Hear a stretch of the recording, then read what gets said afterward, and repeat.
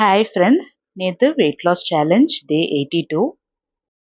நான் ஒரு 2-3 நாளாகவே காலையில் எந்திரிச்ச உடனே பூசணிக்காய் ஜூஸ் குடிக்க வேண்டாம், ஜீரக தண்ணி குடிச்சிட்டு அதுக்கப்புறமா 9 o'clock மேலே பூசணிக்காய் ஜூஸ் குடிக்கலாம், அதோட எஃபெக்ட் இருக்கா அப்படின்னு பார்க்கலான்னு தான் ட்ரை பண்ணிகிட்ருக்கேன். நாளைக்கு வீடியோவில் கண்டிப்பாக உங்களுக்கு ஷேர் பண்ணுறேன். நேற்று நான் பச்சை பயிறு போட்டு பாலாக்கீரை கடைஞ்சிட்டேன். கேரட், பீன்ஸ், உருளைக்கிழங்கு போட்டு ஒரு பொரியலும் பீட்ரூட் பொரியலும் தான் ரெடி பண்ணிகிட்ருக்கேன். எந்திரிச்ச உடனே பச்சை பயிரில் ஜீரகம், பச்சை மிளகா, பூண்டு இதெல்லாமே போட்டு நல்லா வேக வச்சு எடுத்துட்டேன். இதுலேயே பாலக்கீரை கழுவி போட்டுட்டோம் அப்படின்னா கீரையுமே நல்லா வெந்துடும். நான் மோஸ்ட்லி எப்போ கீரை வாங்கிட்டு வந்தாலும் முதல் நாள் நைட்டே க்ளீன் பண்ணி வச்சிருவேன். ஏன்னா அடுத்த நாள் காலையில் எந்திரிச்சு நம்ம கீரை க்ளீன் பண்ணிட்டு இருந்தோம் அப்படின்னா அது நமக்கு டென்ஷன் தான். நிறைய பேர் நான் யூஸ் பண்ணுற இந்த எலக்ட்ரிக் லைட்டரை பற்றி கேட்டிருக்கீங்க. இது நல்லாவே யூஸ்ஃபுல்லாக இருக்குது. ஒரு 10லேருந்து 15 நிமிஷம் சார்ஜ் ஏற்றிட்டோம் அப்படின்னா அதுலேயே பாயிண்ட்ஸ் இருக்குது. அந்த 4 பாயிண்ட்ஸுமே ஃபுல்லாக ஏற்றி வச்சிட்டோன்னா 1.5 மாதத்துலேருந்து 2.5 மாதம் வரைக்குமே யூஸாக இருக்குது. இது லைட்டர் மட்டும் இல்லை, விளக்கு கூட வைக்கலாம். ஸோ நம்மளுக்கு தீப்பெட்டியோட அவசியமே இருக்காது, அது போல் இருக்குது. தரணிக்கு பயங்கர சளியாக இருக்கிறதுனால நான் சுக்கு மல்லி காஃபி நானே ஃப்ரெஷ்ஷாக அரைச்ச சுக்கு, மல்லித்தூள், கொஞ்சமாக காஃபி பவுடர், அதில் கொஞ்சம் இஞ்சி போட்டு அவனுக்கு கொதிக்க வச்சு தான் நான் காலைல கொடுத்துட்ருக்கேன். இதில் சுத்தமாக தேன் ஊற்றி நல்லா கலந்து கொடுத்துட்ருக்கேன். ஆனாலும் அவனுக்கு சளி சரியாகலை. இதை விட வேறு ஏதாவது நல்ல எஃபெக்டிவாக நல்ல ஒரு நாட்டு மருந்து ஏதாவது இருந்தது அப்படின்னா கண்டிப்பாக என் கூட ஷேர் பண்ணுங்கள். எனக்கு வெயிட் 80, 83 இருக்கும்போது காலில் வெடிப்பெல்லாம் எதுவும் வரல. ஆனால் கொஞ்சம் கொஞ்சமாக வெயிட் இன்க்ரீஸ் ஆக வெடிப்பு நல்லாவே வந்துடுச்சு. கீழே பாதத்தில் பின்னாடி மட்டும் இல்லாமல் முன்னாடி கீழேயுமே நல்லாவே வெடிப்பு வர ஆரம்பிச்சிருச்சு. இப்போ அதுக்குமே நான் ஒரு நாட்டு மருந்து தான் யூஸ் பண்ணிகிட்ருக்கேன். இப்போ 1 மந்த்தாக நான் அந்த நாட்டு மருந்து யூஸ் பண்ணிவிட்டு ஒரு நல்ல ரிசல்ட் எனக்கு இருக்குது. ஏன்னா நான் பெடிக்யூர் ஒரு தடவை போய் செஞ்சேன். ஹேர் ஸ்பா பண்ணும்போது ஒரு டைம் செய்யும்போதே அவங்க 750 rupees சார்ஜ் பண்ணுறாங்க. ஸோ ஒவ்வொரு மாதமும் நம்ம போய் செஞ்சிட்ருக்கலாம் அப்படின்னு பார்த்தா எனக்கு அது அஃபோர்டபுள் இல்லை. ஏன்னா 750 ரூபா போய் நம்ம கால் க்ளீன் பண்ணுறதுக்கு கொடுக்குறதா அப்படிங்கிற எனக்கு ஒரு மனசில் தாட்டு தான். நம்ம வீட்டிலையே அதுக்கு எப்படி நம்ம க்ளீன் பண்ணலாம் அப்படின்னு நான் யோசிச்சு தான் நான் டெய்லியுமே நான் செஞ்சிட்ருக்கேன். உங்களுக்கும் இது போல் கால் பாதத்துலலாம் வெடிப்பு இருக்குது அப்படின்னா எனக்கு கமெண்ட் பண்ணுங்கள். கண்டிப்பாக நான் யூஸ் பண்ணுற மெடிசன் உங்கள் கூட ஷேர் பண்ணுறேன். அது இங்கிலீஷ் மெடிசன் கிடையாது, நாட்டு மருந்து தான். கால் பாதத்தை க்ளீன் பண்ணிவிட்டு அப்ளை பண்ணுறதா, நம்ம இன்டேக் பண்ணுறதுல எதுவும் கிடையாது. அதனால நீங்கள் பயந்துக்க வேண்டாம். நான் எப்போவுமே பொரியல், குழம்பெல்லாம் எப்படி செய்கிறேன் அப்படின்னு நீங்கள் கேட்குறீங்க, என்னை ஷேர் பண்ணவும் சொல்கிறீங்க. நான் எப்போவுமே பொரியல், குழம்பு செய்யும்போது ஒரே எண்ணெயில் செய்யாமல் குழம்ப கடலெண்ணெயில் செய்கிறோம் அப்படின்னா பொரியல் தேங்காய் எண்ணெய், இன்னொரு பொரியல் நல்லெண்ணெய், அது போல் நான் யூஸ் பண்ணுவேன். ஸோ வேறு எண்ணெய் நம்ம யூஸ் பண்ணும்போது அதில் உள்ள சத்துக்கள் நமக்கு கிடைக்கும். ரொம்ப எண்ணெய் யூஸ் பண்ண வேண்டாம், கொஞ்சம் எண்ணெய் யூஸ் பண்ணாலும் இது போல் செக்கு எண்ணெய் யூஸ் பண்ணிக்கிட்டோம் அப்படின்னா நம்மளுக்கு ஹெல்த்துக்கு நல்லது. எண்ணெயே யூஸ் பண்ணாமல் இருந்தோம்னா நம்ம ஸ்கின்னெல்லாம் ரொம்ப ட்ரை ஆகிடும். ஃபஸ்ட்டே பீட்ரூட் பொரியல் செஞ்சிட்டோம் அப்படின்னா அதுக்கப்புறமா நம்ம இந்த கேரட், பீன்ஸ் பொரியல் செஞ்சோன்னா அதுலேயுமே இந்த ரெட் கலராட்டம் ஆகிடும். அதனால நான் ஒரே கடாயில் பொரியல் செய்யலாம் அப்படின்ட்டு ஃபஸ்ட்டு இந்த கேரட், பீன்ஸ், உருளைக்கிழங்கு பொரியல் தான் ரெடி பண்ணிகிட்ருக்கேன். நான் எப்போ பொரியல் செஞ்சாலுமே தாளிப்புக்கு வச்சுட்டு அதுக்கப்புறமா வெங்காயம் நல்லா வதக்கிட்டு அதுக்கப்புறமா கட் பண்ணி வச்சுருந்த காய் எல்லாமே போட்டு மூடி வச்சு வேக வைப்பேன். கொஞ்சமாக உப்பும் காரத்துக்காக சில்லி ஃப்ளேக்ஸும் போட்டு வேக வைப்பேன். தண்ணி தொளிச்சோ இல்லை தண்ணி ஊற்றியோ வேக வைக்க மாட்டேன். மூடி வச்சுருவோம் இல்லையா, அப்படி மூடி வைக்கும்போது மூடியில் வேர்க்கும். அந்த தண்ணி பட்டு இந்த காய் எல்லாமே வேகும். இது போல் செய்யும்போது காயோட டேஸ்ட் பார்த்தீங்கன்னா நல்லாயிருக்கும். பொரியலுமே நல்லா சூப்பரான ஃப்ளேவரில் இருக்கும். தண்ணி ஊற்றி வச்சோம் அப்படின்னா அது சல்லுன்னு இருக்கும். அந்தளவுக்கு ஒரு சுருக்குங்கிற ஒரு டேஸ்ட் இருக்காது. ட்ரை பண்ணி பாருங்கள்.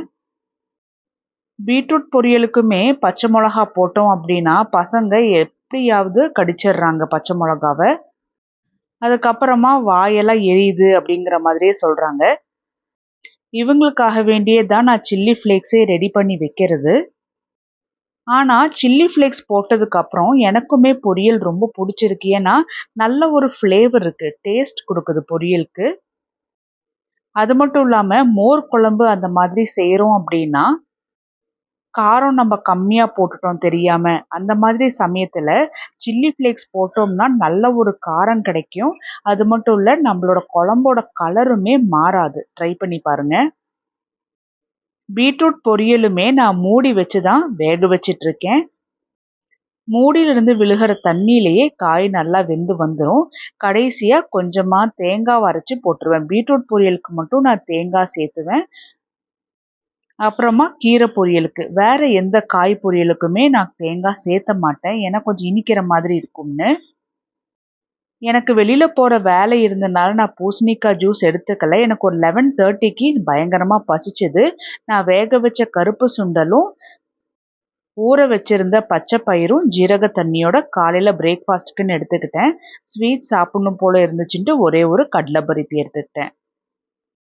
மத்தியானத்துக்கு கோதுமை ரவைல சாதம் போல ரெடி பண்ணிட்டு, நம்ம ரெடி பண்ணி வச்சிருந்த பாலக்கீரை கடையலும், பீட்ரூட் பொரியலும், கேரட், பீன்ஸ், உருளைக்கிழங்கு பொரியலும் தான் எடுத்துக்கிட்டேன். நான் சாப்பிடுறது எப்பவுமே நான் வெயிட் போட்டு சாப்பிடுறதில்ல. உங்களுக்கு எல்லாருக்குமே தெரியும். சில நாள் நமக்கு பசிக்கும். சில நாள் நமக்கு பசிக்காது. அது ஒவ்வொருத்தருக்கும் ஒவ்வொரு நாள் அந்த மாதிரி வேரி ஆகும். ஸோ என்னைக்காச்சும் பசிக்குதுன்னா நான் கொஞ்சம் ஜாஸ்தியா சாப்பிட்டுக்குவேன். பசிக்கலங்கும்போது நான் அளவா கம்மியா எடுத்துக்குவேன். இந்த வெயிட் லாஸ் ஜர்னில நான் தெரிஞ்சுக்கிட்டது என்னன்னா, காலையில நல்லாவே கொஞ்சம் வயிறு நெறைய சாப்பிடணும். அதாவது காலையில நம்ம சாப்பிட்டதுக்கு அப்புறம் நமக்கு பசிக்குதுங்கிற ஒரு ஃபீல் இருக்கக்கூடாது. அது மட்டும் இல்லாம நமக்கு நல்லா புடிச்சமான உணவாவும் நம்ம சாப்பிடணும்.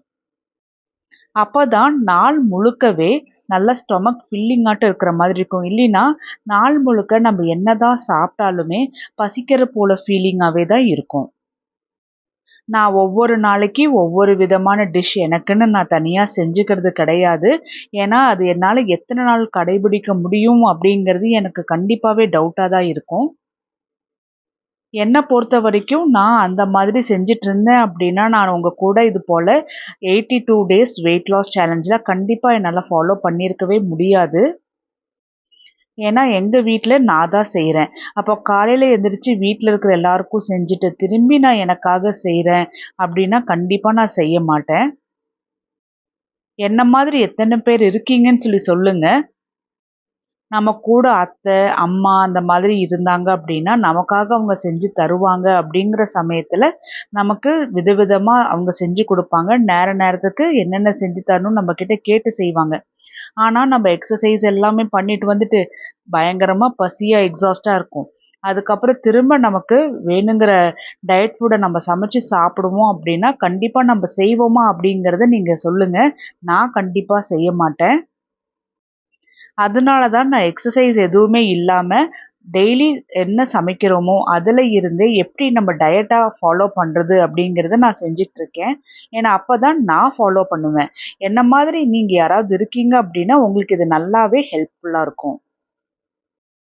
என்னோட வீடியோஸ், நான் சமைக்கிறது எல்லாமே நீங்க பார்த்துருப்பீங்க. நான் எண்ணெய் ஊத்துவேன். அதுக்காக நான் ரொம்ப கம்மியான எண்ணெயெல்லாம் நான் ஊத்த மாட்டேன். நார்மலா தான் ஊத்துவேன். இன்னைக்கு நமக்கு உண்டான காலையில பிரேக்ஃபாஸ்ட்டுக்கு ஒரு ஸ்பெஷலான ரெசிபி என்னன்னு பார்க்கலாம். ராகி ஆப்பம் நமக்கு எப்படி செய்யறதுன்னு பார்ப்போம். முதல் நாள் நைட்டே 2 துண்டு தேங்காவ மிக்ஸி ஜார்ல கொஞ்சமா அரைச்சுட்டு, ஒரே டம்ளர்ல நம்ம அளந்து எடுத்துக்கணும். அந்த 1 டம்ளர்ல 1 டம்ளருக்கு வேக வச்ச சாதம், 2 டம்ளர் ராகி மாவு, தேவையான அளவுக்கு உப்பு, அதே டம்ளர்ல 1 டம்ளர் தண்ணி சேர்த்தி நல்லா அரைச்சு எடுத்துக்கலாம். அரைக்கும்போது 1 டம்ளர் தண்ணி பத்தாது. இது கூடவே இன்னொரு டம்ளர் தண்ணி ஊத்தி நம்ம நல்லா அரைக்கணும். அப்பதான் கரெக்ட்டான பதத்துல இருக்கும். இந்த ராகி ஆப்பத்துக்கு ஈஸ்ட்டு, ஈனோ இல்ல சோடா அந்த மாதிரி எதுவுமே போட வேண்டாம். இந்த மாவ நல்லா அரைச்சு ஒரு பவுல்ல மாத்திட்டு, இன்னொரு பாதி டம்ளர் தண்ணி மட்டும் மிக்ஸி ஜார்ல ஊத்தி கழுவிட்டு, இதே குண்டால ஊத்தி நல்லா ஒரு முறை கலந்து மூடி வச்சுருவோம். நைட் இத ரெடி பண்ணி வச்சுட்டு, அடுத்த நாள் காலைல எப்படி இருக்குதுன்னு பார்க்கலாம்.